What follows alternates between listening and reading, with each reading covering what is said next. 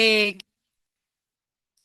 Así que bienvenidos, por favor, si pueden, como de costumbre, presentarse por el chat.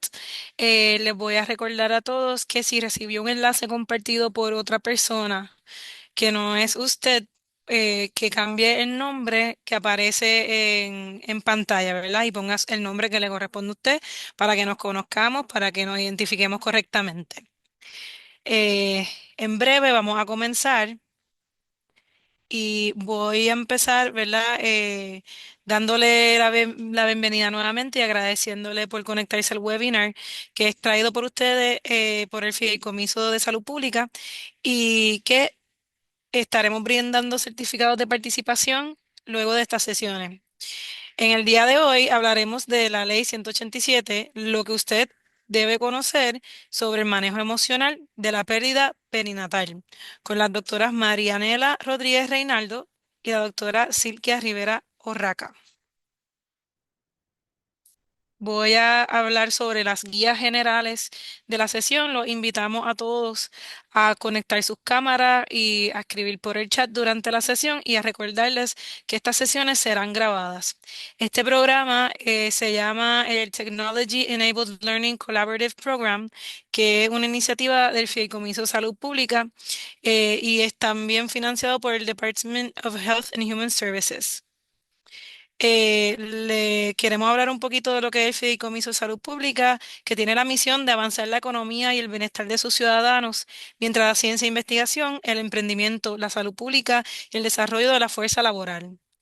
Eh, Así que nosotros pertenecemos al Fideicomiso de Ciencia, Tecnología e Investigación de Puerto Rico y estamos bajo el pilar de salud pública. Tenemos unas tres divisiones, tanto la división de enlace comunitario, división de tecnología y salud y preparación ante emergencia, que está en pantalla, y la división de epidemiología y evaluación.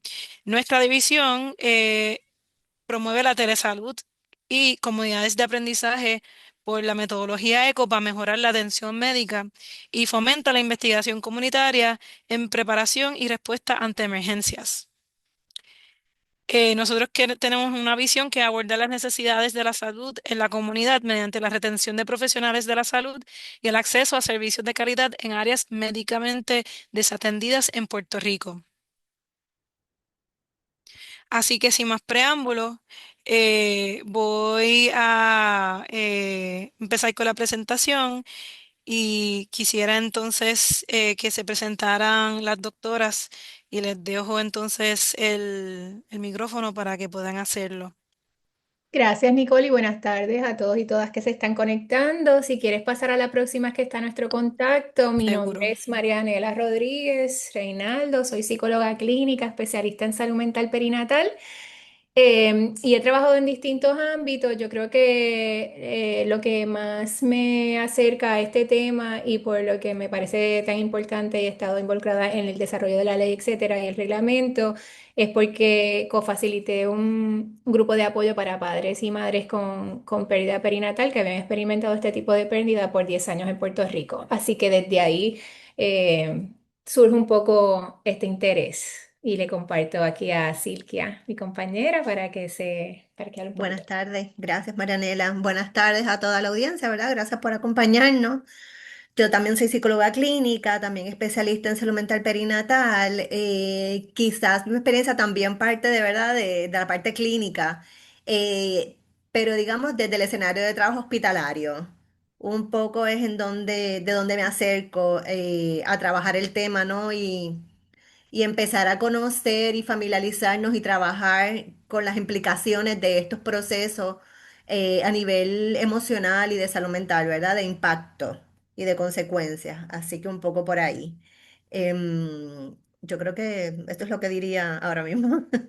Y ahí tienen nuestros contactos si queda alguna duda después de esto o para cualquier cosa. Gracias y próxima. Nos pareció bien relevante y bien importante traer este tema y me encanta, estaba mirando aquí en el chat las distintas profesiones y la diversidad de profesionales que hay aquí. y otros que a lo mejor no se están identificando como profesionales, pero que también, más que bienvenida, yo creo que todo el mundo debe de conocer sobre esta ley. Y aquí tenemos a alguna de las personas, si es profesional de la salud, es importante conocer esta ley para saber cómo acompañar y más que nada minimizar los riesgos emocionales ante este tipo de pérdida que es tan particular. Si usted está en un escenario de hospital, ya sea como clínico, enfermería, cualquier otro espacio o gerencial, administrador de hospitales, etcétera, o administradora, es importante que debe conocer esta ley porque requiere que toda institución tenga un protocolo para el manejo de este tipo de pérdida.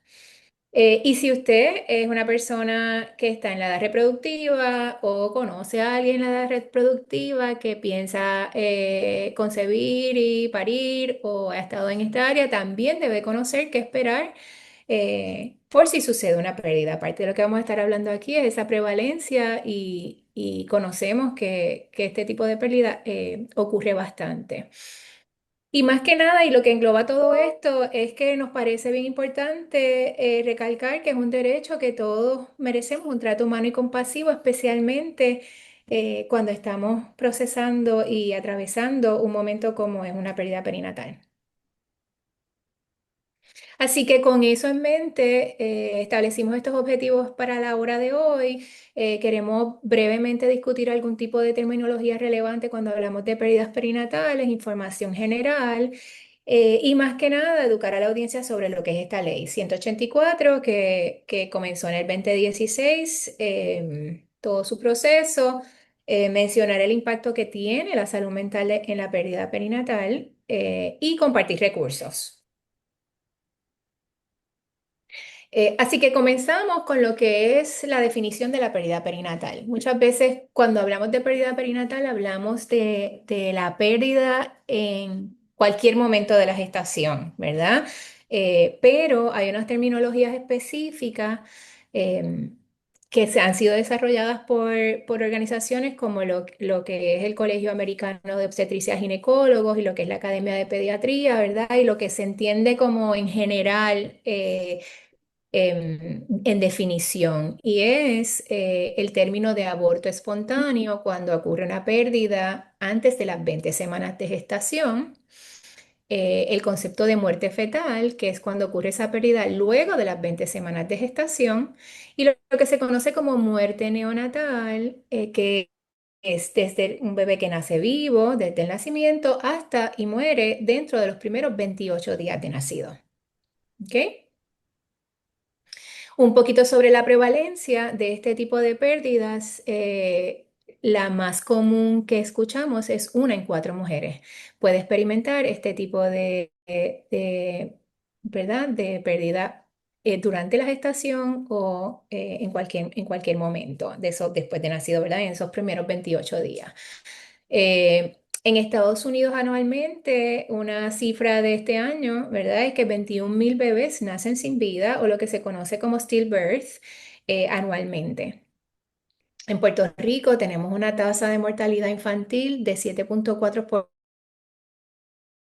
cada 1.000 nacidos vivos, que en contexto, si la comparamos con los Estados Unidos, pues estamos por encima, ¿verdad? Ellos tienen una tasa de mortalidad infantil de 5,6.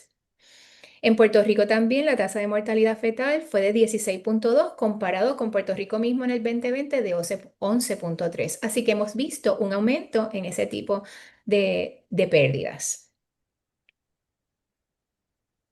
Se lo paso aquí a mi compañera. Ok, pues vamos a abordar un poco, ¿verdad? ¿Qué tipo de secuelas o consecuencias podían experimentar las personas que enfrentan las pérdidas perinatales, ¿verdad? Y cuando hablamos, es importante reconocer que estos datos que estamos trayendo responden básicamente a las madres, ¿verdad? Pero en algunas investigaciones también ahora están incluyendo a madres y padres, y es una perspectiva importante, ¿no? En términos de ampliar la conversación de que no solo es la madre que enfrenta estos procesos, sino son los padres también que enfrentan secuelas de distintos tipos y de distintas manifestaciones, ¿verdad? Encontramos que las condiciones de manera sistemática, así se está reportando en la literatura, las condiciones de salud mental relacionadas con la pérdida perinatal o los procesos de infertilidad han ido en aumento. Obviamente hay una mayor conciencia y una mayor documentación de ese proceso. El 60% de los padres en duelo indicaron la necesidad de apoyo psicológico, pero quizás lo más importante fue la necesidad de tener acceso a esos servicios, ¿ok? Esto fue una investigación que se realizó en Inglaterra. Lo que no, ¿verdad? Es súper interesante ver que ellos lo identifican, pero se problematiza todavía más la situación cuando el servicio no es accesible, ¿ok? Y las asociaciones biopsicosociales adversas en términos de salud fisiológica, por ejemplo, como obesidad, la hipertensión, la diabetes, el cáncer, la ideación suicida, trastornos del sueño y alimentación. Y típicamente quizás no pensamos en otro tipo de repertorio de consecuencias, ¿ok? Se manifiestan de muchas formas. Es interesante también identificar que en la literatura se habla de un promedio de 8 a 20% de depresión moderada, lo que es bastante amplio y alto, de 18 a 32% de ansiedad y de 25 a 39% reportaron síntomas de depresión, perdón, de estrés postraumático. ¿Ok? Y subrayo lo de estrés postraumático porque eso nos está diciendo que estas experiencias están siendo lo suficientemente importantes como afectar, ¿verdad? A largo plazo la vida de las personas. Vamos a la próxima. Ok. ¿Qué nos dice la evidencia específicamente? ¿Qué significa esto para las personas que lo viven? Las intervenciones que se realizan durante el proceso que se lleva, ¿verdad? Que está ocurriendo tristemente una pérdida y reciben apoyo y se valida sus sentimientos y su proceso emocional, ayuda al manejo de la ansiedad de las madres. Y esto es importante porque ¿qué nos dice? Nos está diciendo que la forma en que nosotros los profesionales de salud acompañamos a esta persona que está atravesando esta pérdida significativa tiene un efecto en cómo ella maneja su proceso emocional asociado a esa pérdida, ¿ok? Me parece que la foto es importante porque ilustra la mano quizás de la mamá y la gente que la acompaña, ¿no? Estos son procesos que cuando podemos vivir acompañados tiene otro procesamiento de la experiencia emocional, ¿ok? La información que los padres reciben sobre lo que van a experimentar durante ese proceso es igualmente importante. ¿A qué nos referimos con eso?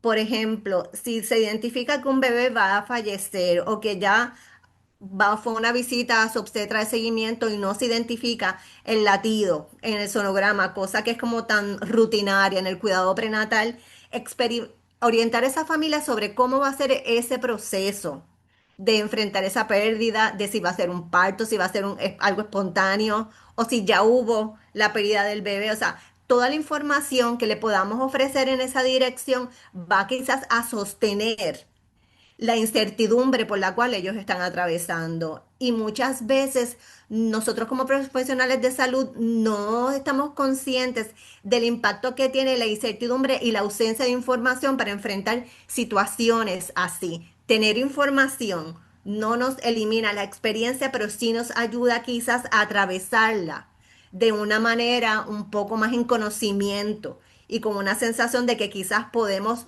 tomar decisiones y hacer algún tipo de plan, si podríamos, ¿verdad?, llamarlo de esa forma. Interesantísimo también, las investigaciones nos dicen que la manera en que se percibe el cuidado y la atención que se recibe establece una Acuérdate que dirección ella está soltera, directa se dejó del novio. en términos de la adaptación de esa experiencia. ¿Ok? Esto es bien importante, subrayo. Según como yo percibo mi experiencia en el hospital, en una sala de parto, en un NICU, va a ayudar a como yo procese toda, todo el proceso. Valga la redundancia, perdón, proceso. Es complejo. Vamos a la próxima. Entonces, para trabajar con con estas situaciones, en Puerto Rico hubo un grupo de trabajo que desarrollaron, que se sometió a un proyecto de ley. Mi compañera va a hacer el trayecto crónico, ¿verdad? Cronológico. Pero es importante saber que Puerto Rico tiene una política de ley sobre las pérdidas, sobre el manejo de las pérdidas perinatales en las instituciones de salud y hospitalaria. Y esa ley se llama Ley para el establecimiento y la elaboración del protocolo uniforme, y subrayo protocolo uniforme, a ser implementado en las instituciones hospitalarias y de salud para el manejo de la pérdida de un embarazo en la etapa temprana o de una muerte fetal o neonatal. Cuando hablamos de un protocolo, ¿verdad? Es que se establece una forma de llevar a cabo unas acciones de manera igual, uniforme. Que la madre que tenga una experiencia a las 3 de la mañana y la familia que tenga la experiencia a las 8 de la mañana cuenten con el mismo proceso. No varíe según el turno, quién está como gerente, quién es la enfermera supervisora o el médico attending. Que haya una uniformidad en la implementación. Eso es significativo. ¿Ok? Aquí tienen, la pueden accesar la ley. Vamos a la próxima. No sé si estoy yendo como muy rápido. No, aquí dejo a Marianela No, para no, que un me poco. parece bien. Queremos, yo creo que ser puntual para dar espacio a las preguntas también que surjan en el camino. Un poquito de este recuento histórico. Parte y por eso les mencioné el grupo de apoyo, ahí se empezaron a contar muchas historias, muchas madres participaron y padres y se siguieron, se veían unas temáticas comunes de lo que ocurría ante un proceso de pérdida en cualquier etapa, en los espacios hospitalarios. Y una madre en particular decidió radicar por petición, ¿verdad? Porque eso es algo que se puede hacer en nuestros procesos legislativos también, que es importante conocerlo. Lo que es el proyecto de Cámara 2560 allá en el 2015, ¿verdad? En el 2015. Ella presentó esto pasa por la Cámara, luego por el Senado y fue aprobada por ambos, ¿verdad? Un año después, en el 2016, y firmado por el gobernador en diciembre del 2016. Cuando se firma la ley lo que dice es que se convoque a un grupo de expertos que trabajan en el área, en hospitales, en el área clínica, personas con experiencias vividas, organizaciones, etcétera, para que se reúnan y empiecen a desarrollar lo que serían los estándares mínimos que debe de tener ese protocolo uniforme que pide la ley, ¿verdad? Que toda institución hospitalaria tenga. Así que el Departamento de Salud lo acoge, la sección específicamente de madres, niños y adolescentes, y convoca ¿verdad? A la comunidad, a las personas que estaban allí mencionadas en la ley. Y la primera reunión de ese comité ocurre en el 2019 para empezar a desarrollar el reglamento, ¿verdad? Con los distintos conocimientos de todos los que estábamos allí. Nos reunimos por un periodo de casi un año, ¿verdad? Consistentemente, porque no fueron, ¿verdad? Uno trataba de mirar la literatura, ver las realidades del país, ¿verdad? Porque no queríamos poner y desarrollar un protocolo o que tenga unas exigencias que sabíamos que los hospitales no podían cumplir. Así que se mantuvo dentro de unas exigencias que basadas en la literatura, pero que también fueran sostenibles.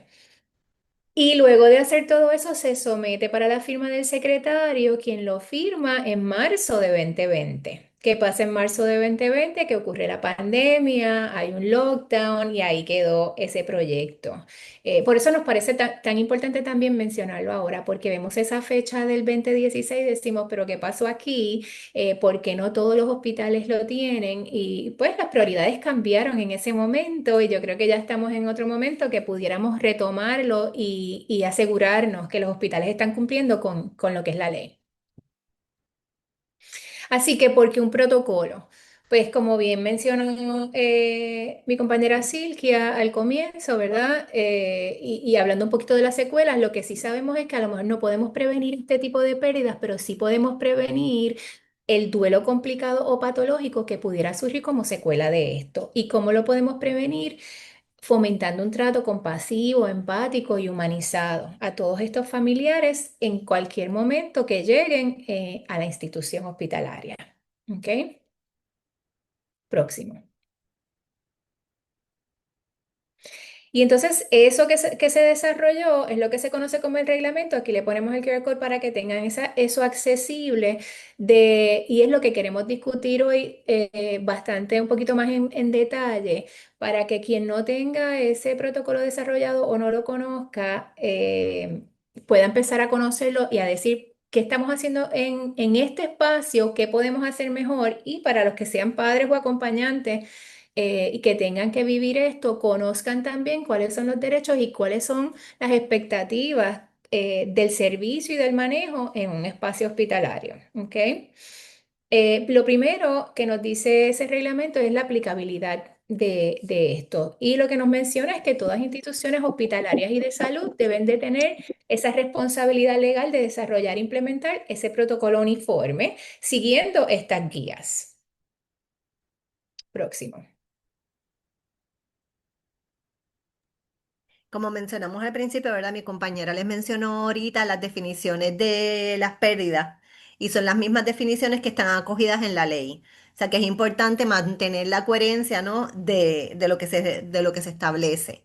Y aquí las tienen para que las tengan de referencia, pero fueron las mismas que mencionamos antes. Así que vamos a la próxima.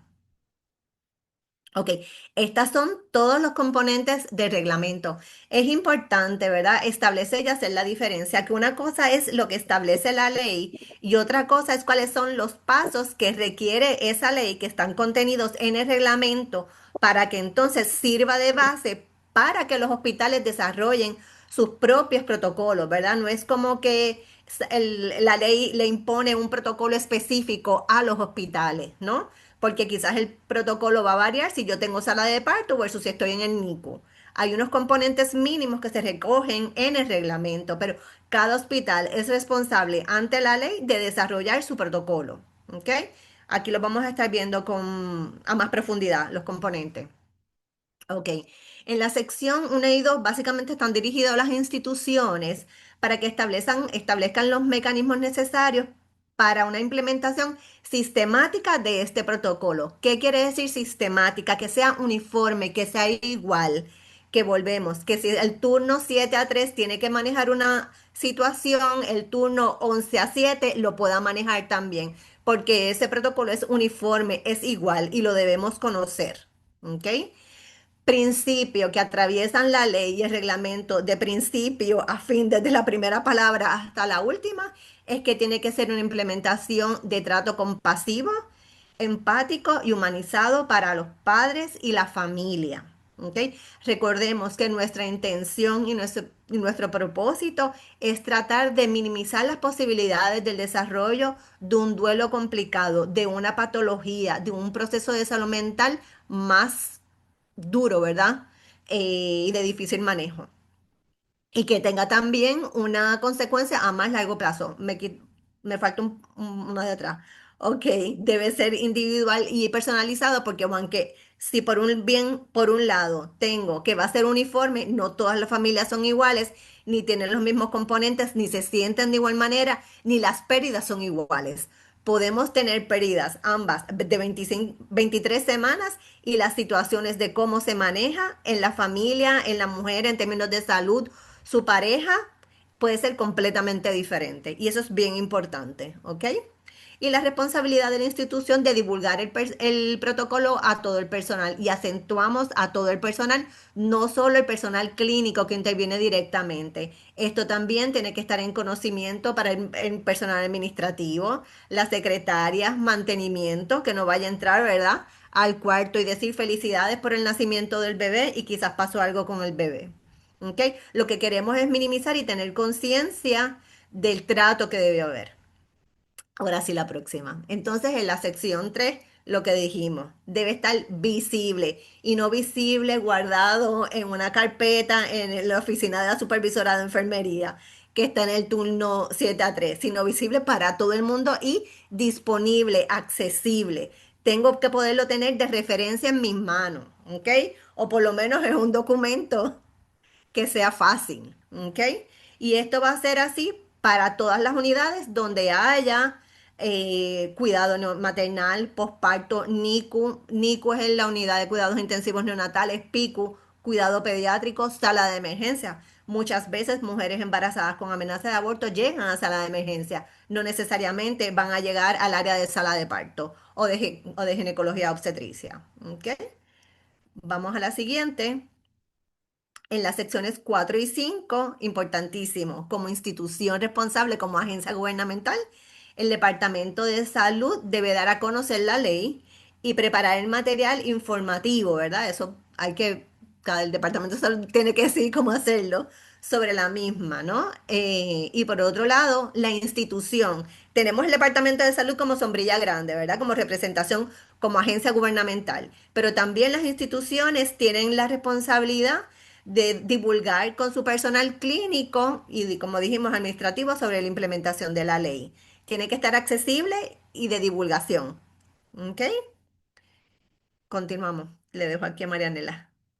Sí, como parte de esto también, además de que de esa divulgación, el protocolo contempla que la institución es responsable de adiestrar a su personal, porque no vamos a enviar un protocolo que sabemos que a veces eso ocurre sin un adiestramiento propio, poniendo en contexto qué es este protocolo y por qué es importante que todo el mundo lo sepa. Y se contempla como mínimo 3 horas cada 2 años de ese personal que tenga ese adiestramiento donde pueda reforzar o adquirir conocimientos y destrezas que incluyan, pero no están limitadas, pero que pueden incluir eso, el lograr un acercamiento inicial y continuo de forma individual y personalizada, respetando siempre los valores y creencias de las madres y de las familias afectadas. Una de las cosas que vemos consistentemente es esa dificultad del personal de manejar la muerte y especialmente la muerte de un bebé y en estos espacios tan específicos, ¿verdad? Esa pérdida perinatal típicamente es bien silenciada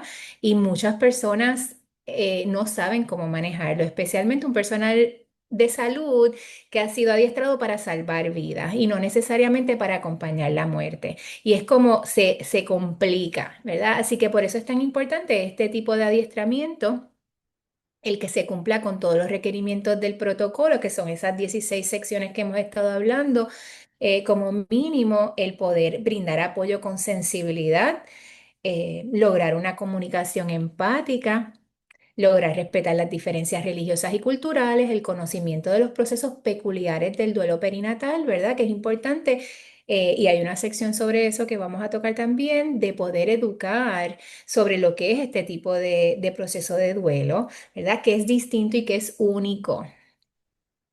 Y conocer, y todo el personal debe conocer sobre lo que es el trauma vicario. También dentro de las secciones se espera las opciones de apoyo, que las organizaciones puedan ofrecer eh, apoyo verbal y por escrito, dando y ofreciendo las opciones disponibles que existen, ¿verdad? Respetando siempre la autonomía y los derechos de toma de decisiones de cada familia relacionadas a ese manejo.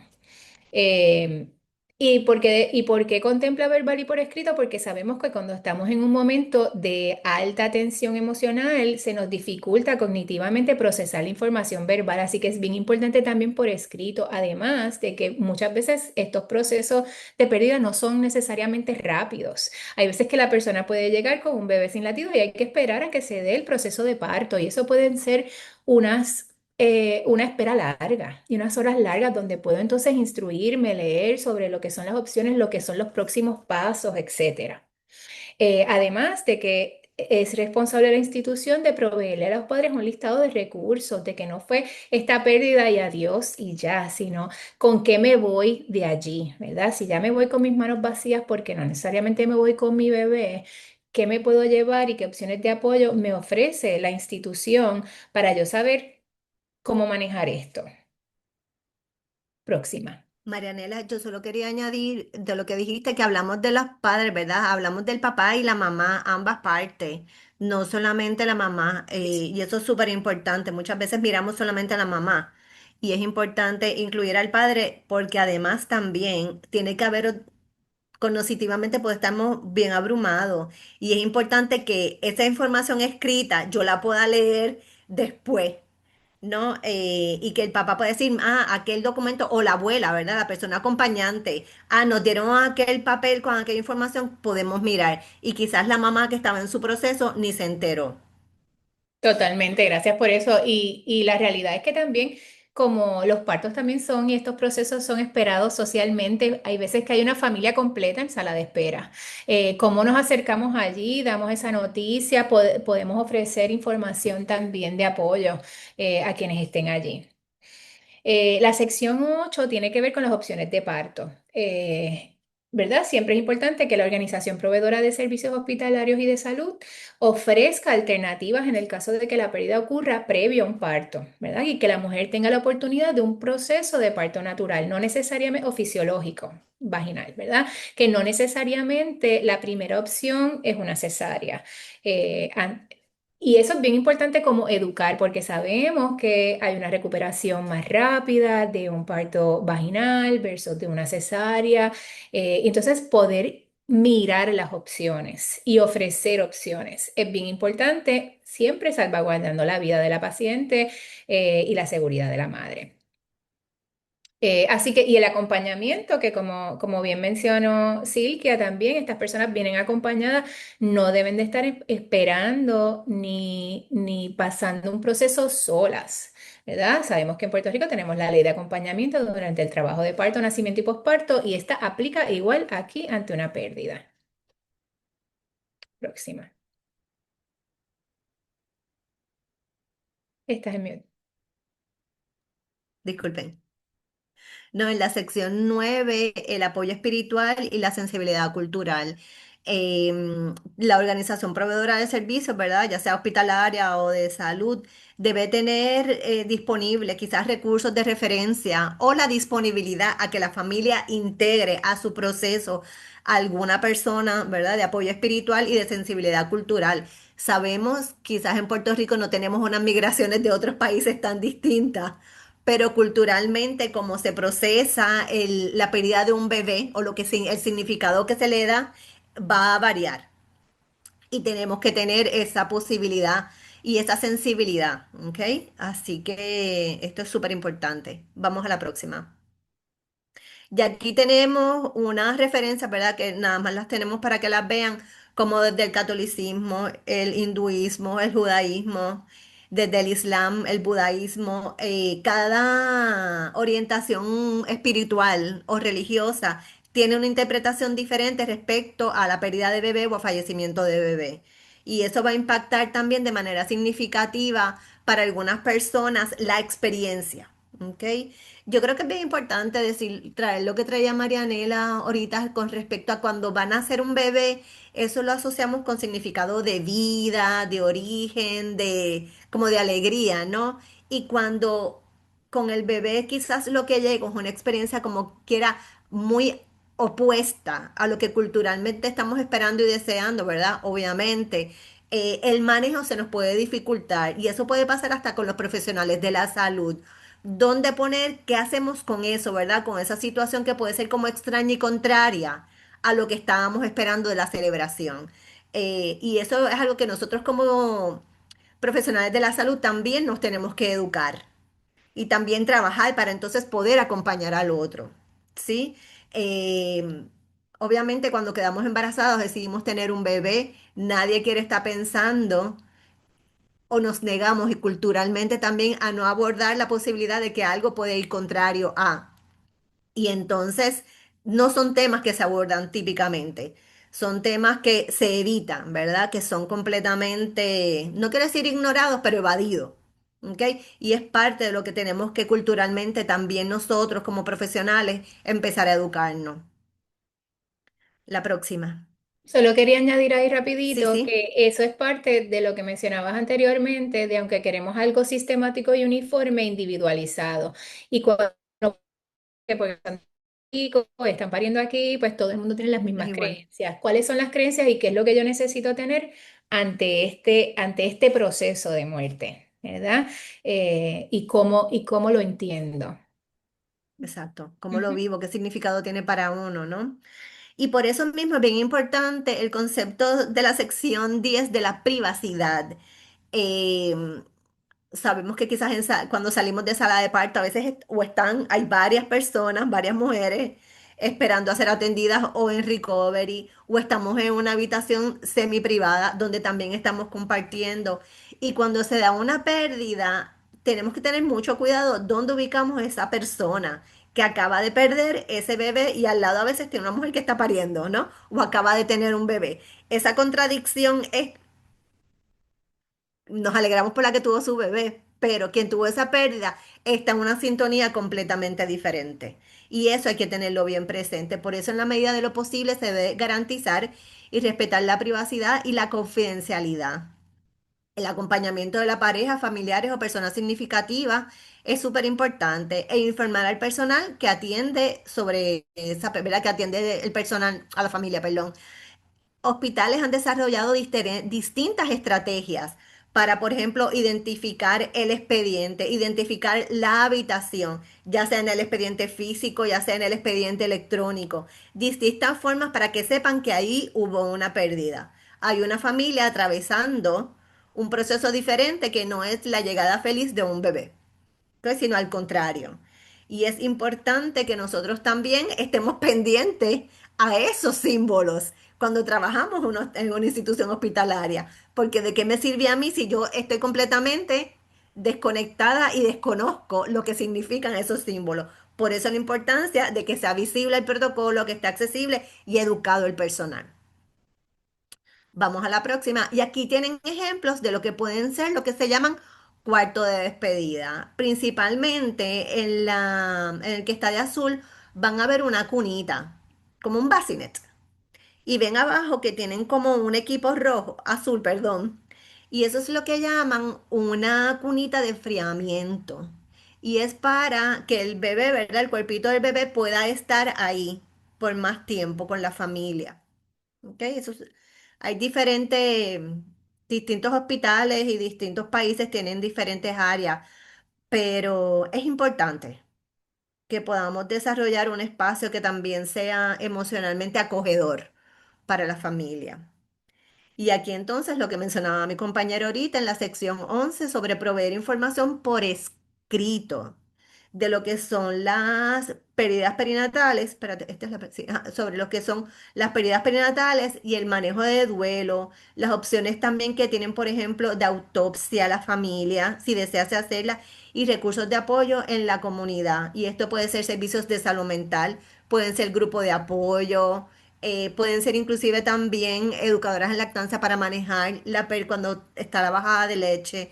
O sea, son muchos los procesos que la familia va a estar enfrentando. O sea, que es bien importante y esto es un ejemplo, que esa información esté disponible. Quiero mencionar también que cuando hablamos de apoyo emocional, no se trata de que todo el tiempo haya un psicólogo acompañando esa familia. No se trata de eso, ¿ok? Se trata que el personal de salud que esté disponible e interviniendo con esa familia pueda ser empático, ofrecer un cuidado humanizado, sensible, en un contexto de privacidad, ¿ok? Para eso no hay que tener un doctorado y una licencia en psicología, pero es importante educarnos para tener conciencia y también unas prácticas, conocer cómo nos acercamos a esos procesos que le puedo decir a una mamá que quizás no debo decirle a un papá, ¿ok? Y en la sección 12 vamos a hablar de los recuerdos, ¿verdad? ¿Qué cositas se pueden desarrollar dentro del protocolo? Recordemos en todo momento que estos son componentes del protocolo que debe desarrollar el hospital y que están contenidos en el reglamento de la ley. Y cuando hablamos, recuerdo, ¿verdad? Hablamos de las memorias de este bebé cuando así sea posible. Volvemos a mencionar lo que decía ahorita Marianela, que dentro de ese hospital los recursos que tengan, ¿no? Eso puede ser bien variado. Y pueden ser, por ejemplo, las huellitas de bebé de las manos cuando hay un bebé más grandecito, donde hay sabanita, donde se pueden tomar fotos. Aquí, por ejemplo, yo les puedo comentar, ¿verdad?, sobre una experiencia que yo tuve de una mamá que tuvo un stillbirth, una bebé, y ella ya había hecho unos arreglos con una fotógrafa que iba a estar en su parto, en el hospital. Y tuvo su parto, pero no fue con una bebé nacida viva. Y ella como quiera decidió y contactó a la fotógrafa porque ella quería documentar el proceso de su bebé. Así que como las cosas se transforman y para ella fue bien importante tener ese recuerdo de esa experiencia con su bebé. Y aquí tienen diferentes opciones. Ahora dejo con Marianela. Gracias, gracias Silvia, sí. Y es importante la palabra aquí, opción. todas estas cosas del protocolo, ¿verdad? Pensando culturalmente las creencias, dónde está esa familia, se le ofrecen las opciones. Esta es otra opción que se ofrece de ver y cargar a bebé. ¿Verdad? No todas las familias van a querer ver y cargar a su bebé. No todas las familias van a querer unos recuerdos particulares, pero siempre esa opción debe de estar disponible porque lo que sabemos es que a muchas familias sí le ayuda ver y cargar a bebé, despedirse, tomarse esas fotos, llevarse unos recuerdos, pero también respetamos a quien no lo quiera hacer.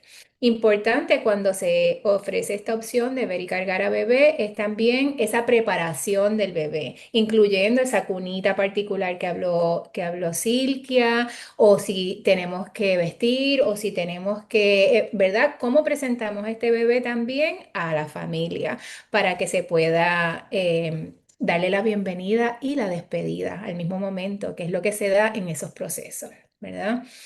Eh, Silke también mencionó la importancia de la lactancia. Una de las cosas que es un área a fortalecer de muchas instituciones hospitalarias es pensar que la persona que tiene a un bebé que nació sin vida también tiene una bajada de leche, ¿verdad? Dependiendo en el momento que esté en esa gestación. Y muchas veces me ha pasado a mí que le digo, pero consultaste con la lactancia, no se me ocurrió hacer esa consulta a lactancia porque no hay un bebé vivo. Pero entonces tienes una madre que puede desarrollar una mastitis, ¿verdad? O que puede desarrollar otras complicaciones por no saber cómo manejar esto. Así que esto es información fundamental que se tienen que llevar todas las madres y familias que pasan por un proceso de gestación, ¿verdad? Tuvimos una pérdida, pero también pasamos por todo ese proceso de la transformación de lo que es pensar en el bebé psíquicamente, esa gestación psíquica y física y todas las hormonas, etcétera. Así que tener eso en cuenta es bien importante.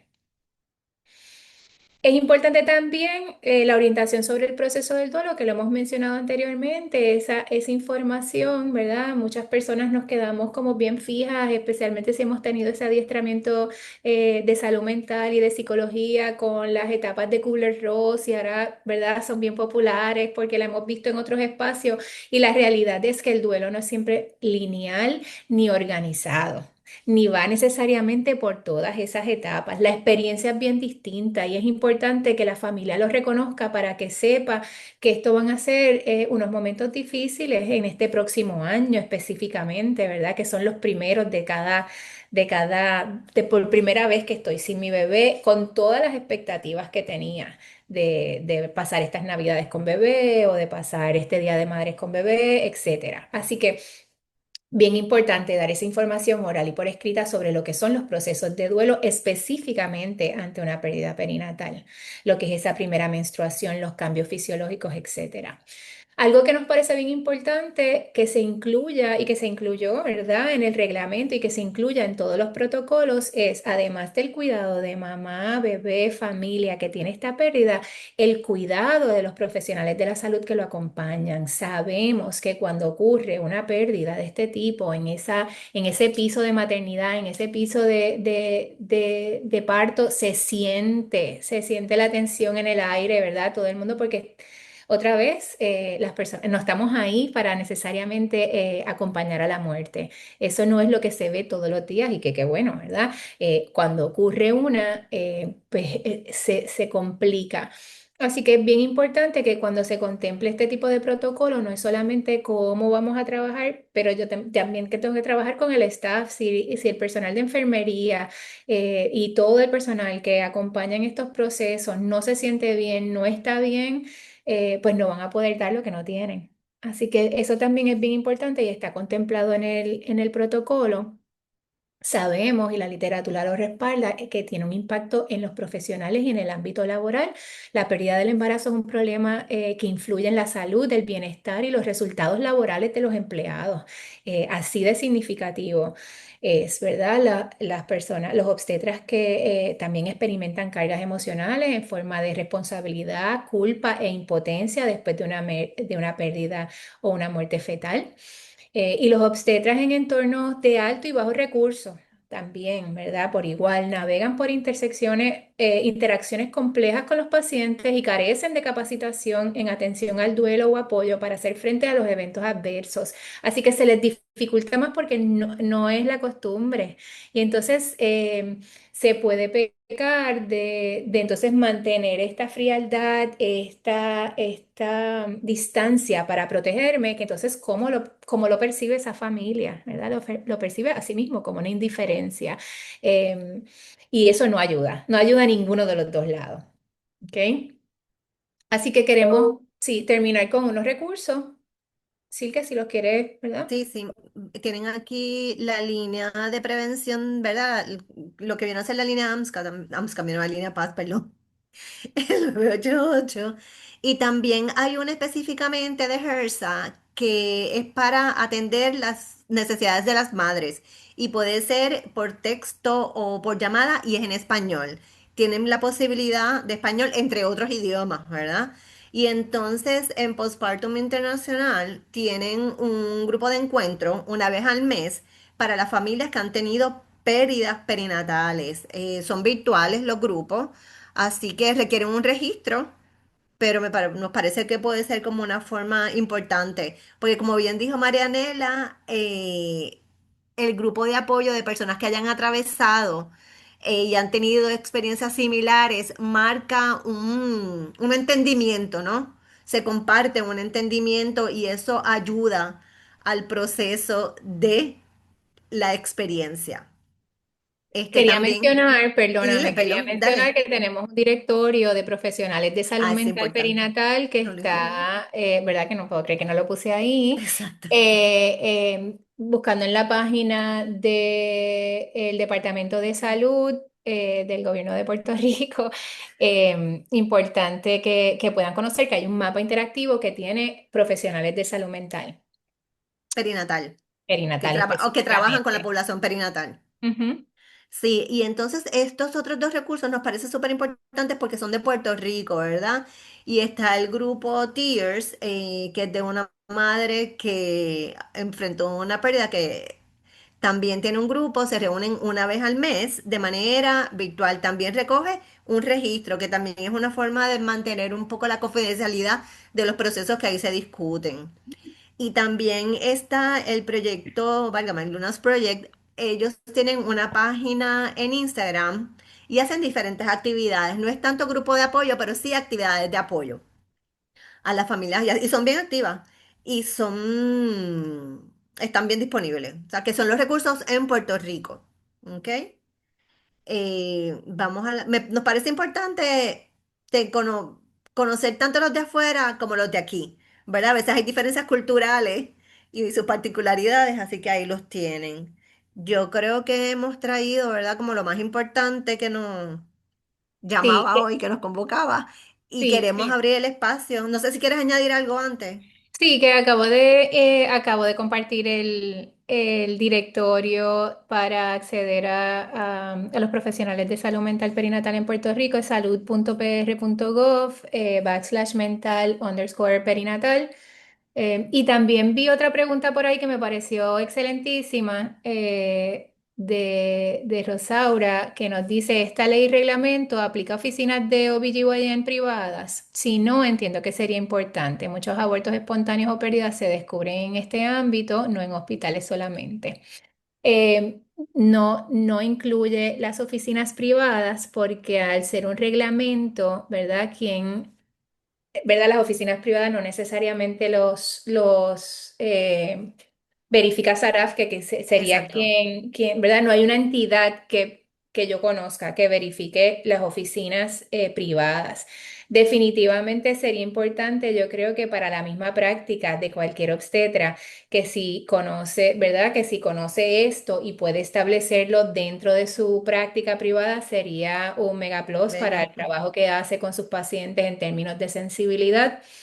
También siempre yo creo que aunque se identifiquen allí o en sitios de sonografía, ¿verdad? Sonografistas, etcétera, típicamente se refieren al Al hospital hospital. también, ¿verdad? Para un seguimiento y yo creo que ahí es como que la importancia. Así que espero haberte podido contestar eso. Pero me parece ¿no? que nosotras lo habíamos conversado Sí, sí, cuando sí. hicimos la presentación. Y hay otra pregunta por aquí. Según he visto, Lunas Project ha logrado acuerdos colaborativos con algunos hospitales Sí. correctos en la isla para identificar los cuartos donde ocurrió la pérdida con una mariposa. Esa puede ser una alternativa. Ellas van y visitan. En esos acuerdos entiendo que ellas van y visitan al hospital a la persona que tuvo la pérdida. Quiero aprovechar, ¿verdad? Que tenemos estos dos recursos en el día de hoy. Si alguien quiere abrir el micrófono y hacer una pregunta directamente, un comentario, este es el espacio para hacerlo. Gracias, Yo Nicole. quería comentar que si bien es cierto que quizás pues Luna Project van, eso no exime al hospital de desarrollar ellos el protocolo, ¿ok?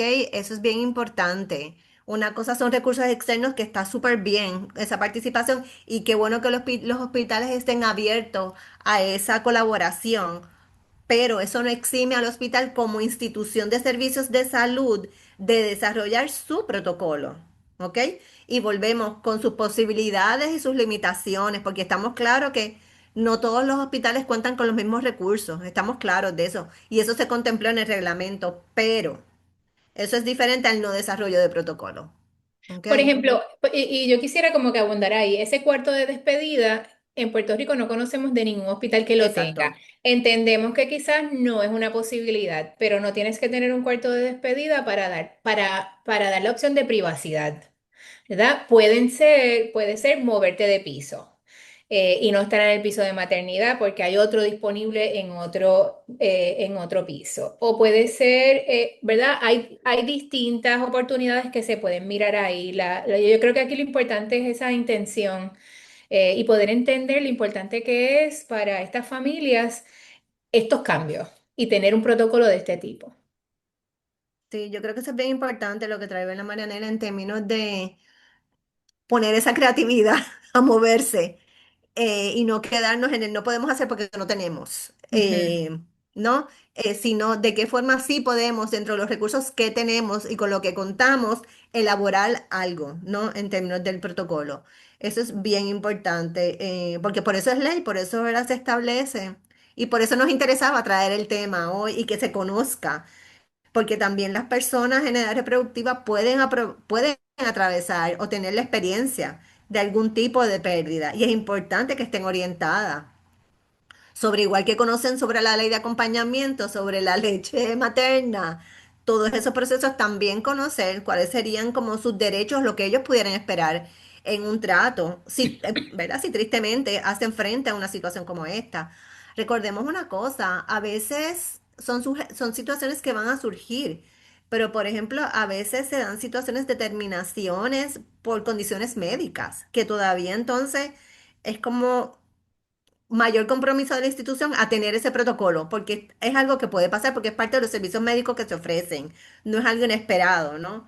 Así que hay espacio para fortalecer, crecer en ese sentido. Muy bien, gracias a ambas.